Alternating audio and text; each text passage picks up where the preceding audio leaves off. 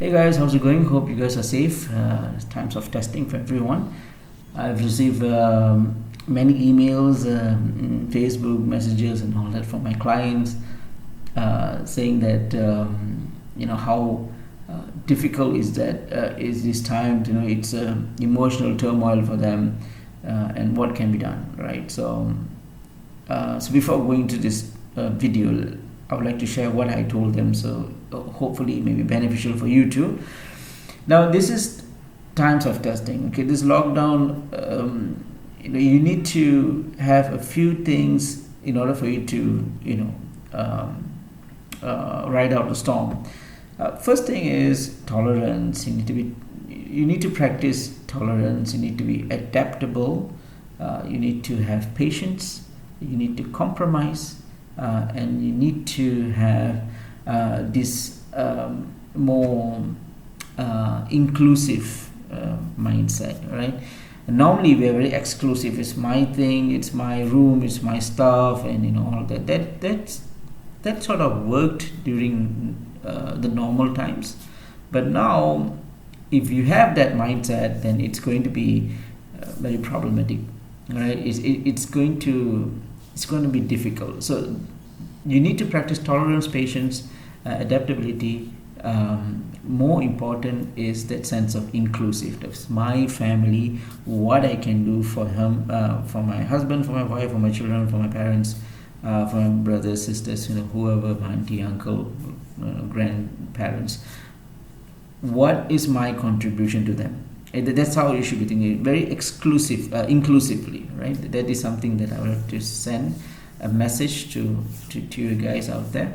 That certainly works for me, but many may disagree with that, but I think that's the right way to go. I hope for those who are suffering, or for those who are going through a certain psychological change within yourself, frustration, constantly thinking about food, cravings, and all that, is because that sense of exclusiveness. So if you want to remove that, and when you think inclusively, more coherent, and that's where the change comes, a positive change comes. Okay, so small message there. The 12th house has a bad reputation. First of all, it's called the Jnana houses, right? 6, 8, 12 is a Jnana house. It has always seen as a loss, failure, declination, futility, despair, reclusiveness, and all that thing, right? I want you to listen to what I'm going to say. It's going to be a change of a different perspective. Okay, this is why almost 90% of my clients, they're very happy with my prediction, because most of the things that I say hits. It really happens, and it really goes to them, right? Because of a few things, what do you call tricks of the trade, I would say, that I apply. Okay. There's nothing really fancy. It's basically understanding the essence of things, because Vedic astrology is not it doesn't work in a very linear way. It is not something that we see, then you synthesize and then you predict. No, you require certain esoteric prerequisites. Okay, you need to have those things. You need to understand the concept, the Hindu tenets, the various things, what they're trying to say, from karma, dharma, whatnot. There's just so many things that you need to really understand. And then with that application, you need to do prediction. Only then you will see it more clearly. Or else it's just, it's just like software, right? Computer software, the one that gives you the prediction and stuff like that. It is very that's the wrong way of doing prediction. In fact, I don't know why some still do that, but if that's the case, then you will not have people doing it. Computers will just give you the prediction. So it doesn't work that way. It is very intuitive, it's dynamic, it's cohesive. Okay, it's not just one single thing, but a combination of many stuffs. what was I saying? Yeah, the 12th house has got a bad rep, but I want you to have an open mind about what I'm going to say right now, because this may be something new and you may not find this in books. This is something that I learned over the years. This is more of a wisdom, and I hope that you would use this in your predictions. Okay, so if you look at the first house represents the beginning, right? The Udaya Lagna is there. That's where it all begins. It sort of brings the residual actions that it's accumulated as Sanchita Karma, and it puts it on the first house. So it's sort of the beginning of the soul. The soul's journey starts there in the first house, and it goes through all the 11 houses after that, right? The 2, 3, 4, 5, 6, 7, 8, 9, 10, 11. So that is the transmigration of the soul. The soul will go through all these events: birth, family, which is why it's beautifully weaved. You have the birth, family, then you go out to look for a job. You're being independent. The fourth is about your own comforts. Fifth is having children, not only children, but preparing yourself, formal education in your past life, your romance life, and all that. 6 is more on a responsibility, day-to-day things. 7 is communion with another soul. 8 is legal problems, divorce, all the painful stuff. 9 is higher learning from the 8th. Whatever the mistakes you have done from the 8th, you will actually learn on the 9th, which is again the higher learning. The 10th is the actions that you do to make the difference. The 11 is gains that you retrieve from whatever you've done on the 10th, and the 12th is where the secret is, I would say. Okay, so as you can see, it makes all this goes through all these trials, tribulations, and whatnot, right? And then at the end it comes to the 12th house, okay, which is why it's called Vyaya, or the house of loss, and there's a reason why they call it loss. Okay, but let me just tell you that the 12th is the house of decider. Okay, whatever that the soul has accumulated, its knowledge, whatever it's learned, its good times, bad times, and things like that, it will reach at the gate of the 12th house, and there something happens. Okay, and that's where we as astrologers would see that if a person would break from the shackles of samsara, okay, the 12th house will let us know that. What is this samsara all about, right? Samsara is the Hindu concept of birth, death, reincarnation, and then birth again, and then death, and then you'll be born again, and it's a loop, right? It's a very deep topic. If you want me to do just that, let me know. What happens after a soul? What happens when someone dies? What are the 3 different paths that you will take? All this is it's a very long topic, so I'm not going to talk about that. But if you want, just let me know. I'll make a video just for that. So the 12 will decide whether the soul will be reincarnated or would have the prospect or the potential to reach ultimate bliss, sanctity, emancipation of the soul, salvation. The 12 shows that. So, and that is such an important thing, because the Vedic astrology is about that. It comes from the Vedas.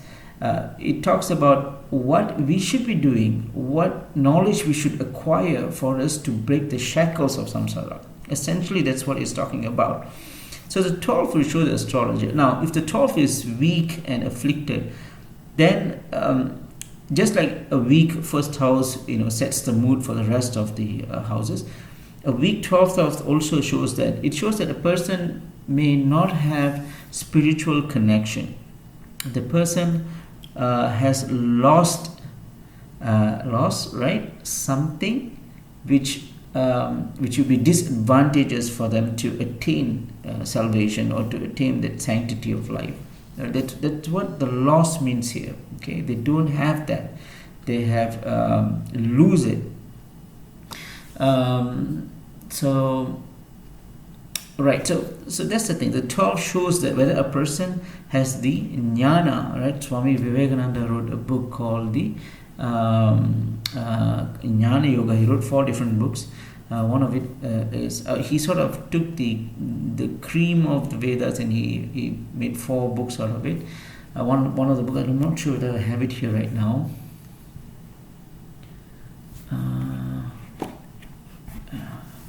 I don't have it, but it's called Jnana Yoga. That is the book that will show us what do we need to do to break the shackles of samsara. Basically, what knowledge we should acquire. Okay, in essence, jnana means that there is something more, much more greater than us. The plants, animals, and us put together, we are bound by certain invisible but profound force. Okay, and we can put a lot of names for that: the God, Paramatma, the Almighty, whatever we want to call. But there is some entity, right, which is far more greater, which connects each and all of us, including the plants and the animals, everything. We are all connected. And that is the principles of jnana, for us to understand that something far more greater than us. Of course, Jnana Yoga talks about the mechanics of it, what you should be doing for you to understand that. So once you have a good understanding on what jnana is, your life will be almost perfect, because you will see, as I mentioned earlier in the video about exclusiveness, right? You would not have that. You will have a very inclusive approach about life. So you won't have fear. You won't have negativity, jealousy, enviness. All the bad stuff. You will have. When you look at a person, you will see him in a very soulful way. Okay, I'm connecting with another soul. I'm not connecting to a person.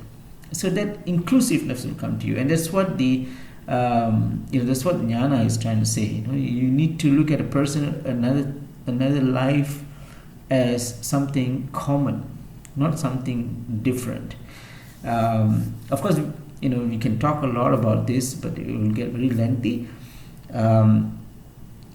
So the 12th house shows if a person which has gone through all the 11 facets, 11 different houses, if at all the person has actually acquired the knowledge to gain salvation, to actually have a prospect for salvation or not. A weak 12th house shows the person will never have that, and the person will go through misery and pain and loss and suffering and reclusiveness and whatnot. The 12th house talks about what hospitals and monastery and asylums and jail and all that. They are, because they don't understand the concepts of jnana, and they are not on the path of it. As such, they will lose whatever they are doing, which is why they call it the house of lost. So the 12 is not actually bad. It gives us a more a deep insight on what are we actually going, where are we going, what are the path are we taking. Is that path going to be fruitful or futile? The 12th house shows us that. So if you want to know that whether you will attain salvation, moksha, mukti and all that, the 12th house will give you clear indications. Now, if you fix the 12th house, if you have affliction and all that, you will notice that not only your spiritual life will gain interest or elevation, but your material life also will improve. Money will start to come in. Whatever job you're doing, your career advancement will happen, because you are in the path of righteousness. All right. So remember, the 12th house is very interesting. There is just so many things we can talk about.